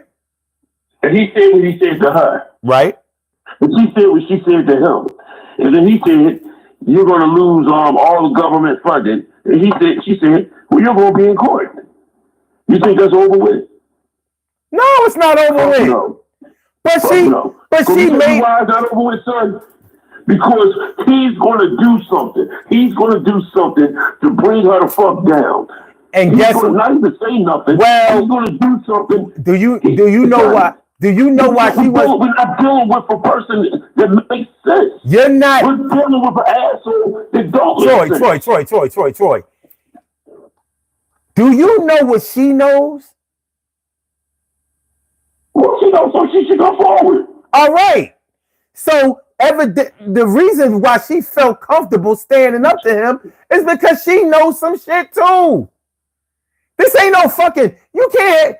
If you scared, then if you scared of the water, don't go in the water. You can't swim, don't get in the water. Don't go in the deep end. You scared of heights? Stay the fuck off the ladder. It's as simple as that. But if you went in there for if you went in there for this shit, there was a whole process that you went in for, and you knew exactly what the job was. You got the job and you did it. So the president he's talking about you're not going to be you're probably not going to be governor. He's talking about something that more than likely people won't vote for no more because of him. He can't take us. He can't de-governorize or nothing like that. And she know it. That's why she like, see you in court. Fuck you talking about? The law is the law. And as much as he can threaten to circumvent the law, it all comes back around full circle. You can't do it. You can't circumvent the process. So like I said, they don't have to say exactly what they're going to do in order to fight the power. They just have to come through and say, look, we're here, we're paying attention, and we're doing something behind the scenes. We see y'all in a minute. That's all they have to do. That's all they have to do. Then nobody told them to lay out the whole game plan and shit and tell you, well, if he does this, we're going to do that. And if they do this, nobody's saying that. Nobody's saying that. But in the meantime, you got motherfuckers all upset and irate and scared and very, very uncomfortable. Just like when boxers were scared to fight Tyson. Now, the ones who wasn't scared to fight him fought him, and they did well. Some of them beat him because they were determined to watch the tape, see what he does well and what he doesn't do well, and capitalize on it. You don't think they can do that with him? Come on, man. He ain't the smartest motherfucker in the world. He's getting away with it. He's getting away with shit because ain't nobody saying nothing. Everybody, the cats are running scared. It's not acceptable. But listen, no, this is nah. We out of here. I'll let you tomorrow, man. Yo, have a good night. It's been lovely. Yo, peace, man. One love, baby. All right. Now we gotta get the fuck on about here. All right. We have some birthday shout outs to do. Some people who were born on this glorious.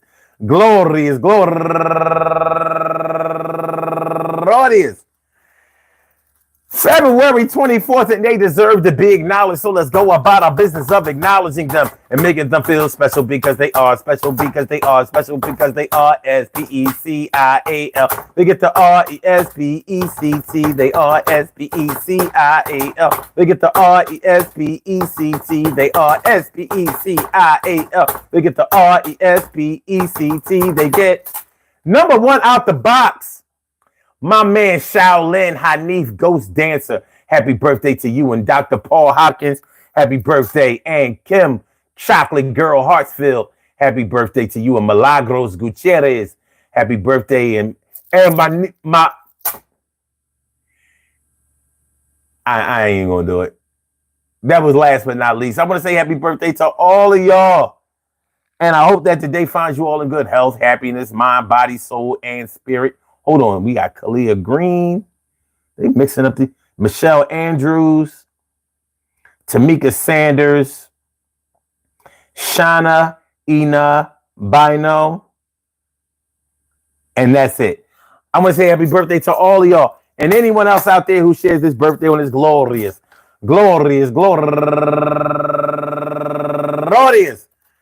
February 24th, and anywhere out there in the world, worldwide, internationally, and universally. All of y'all go ahead and turn up.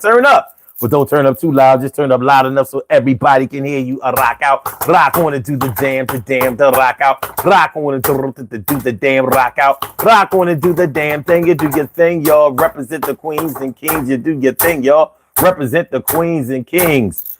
Good things happen to those who wait. Great things happen to those who grind. And anything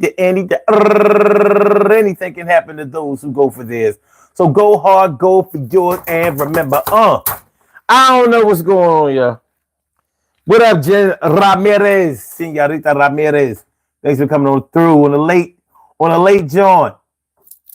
And shout out to Brian Carter and also West. Thanks for coming through, y'all. Appreciate y'all. I don't know. There seems like there's a lot to be said out here. Nobody's saying anything. I really do believe that Trump and Elon Musk are getting people to quit. You know, they're getting people to just submit to their will, and they're getting people to just, bow down, kiss the ring, bow out, stand down, run away, cower.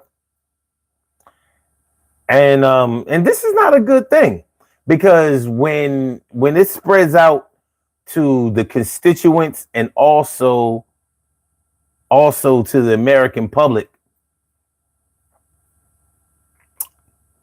if you study history, if you study world history, and you study political regimes that have gone through this same phase, yeah, a lot of people just went ahead and took on the mantra of can't beat them, then join them, because they didn't see any other way that they were going to be able to win or exist.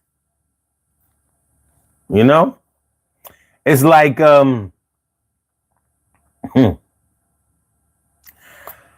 I hate to use this example, but when you have a terminal illness and you've accepted that you're not going to get any better, so you sort of accept death instead of believing that you can find treatments or some kind of way to heal yourself or cure yourself. So you just accept that, all right, I better just go ahead and get my affairs in order. You never know what might be out there, what resources may be out there that are available to you. I didn't really want this show to be about tearing down or being totally critical of Donald Trump or Elon Musk, but I mean, honestly, fuck them. My heart and soul is with the people, with the citizens, and whether you are a Trump supporter or not, you are affected by this shit that's going on. Ask the farmers that can't sell any of their crops or they stock. Ask the veterans that went to war or served in the military and thought that their country would look out for them for the rest of their lives, like they've done with so many veterans throughout history. Ask the federal workers that thought that they had a good job for the rest of their lives, and and they were going to be able to take care of their family and live the American dream. Hey, we can't take on the energy that as long as it doesn't happen to us, it's okay, because it's not, and it is going to happen to us, each and every one of us. So we got to look out. Anyway, peace to all my day ones, my everydays, and my brand news. I love y'all to death. Resuscitate y'all. Love y'all right back to life. Let me look at these poll results. Out of 29 votes, can Elon Musk be trusted with your personal information? And is there a conflict of interest?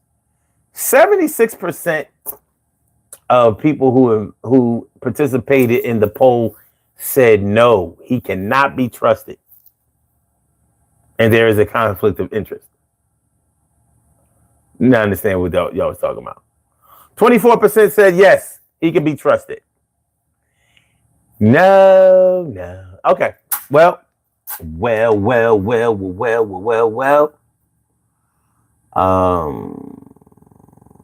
Oof. Okay, this is what we're gonna do. We be back tomorrow night, 2 a.m. Y'all know how we do. 2 a.m. in the morning. We'll be back tomorrow night. I want to thank all of y'all for coming through. Make sure y'all hit the like button. Hit the like button, share the show, subscribe to the channel. If you haven't subscribed to the channel yet, I want to thank all y'all for coming through. See y'all on a Tuesday going into Wednesday.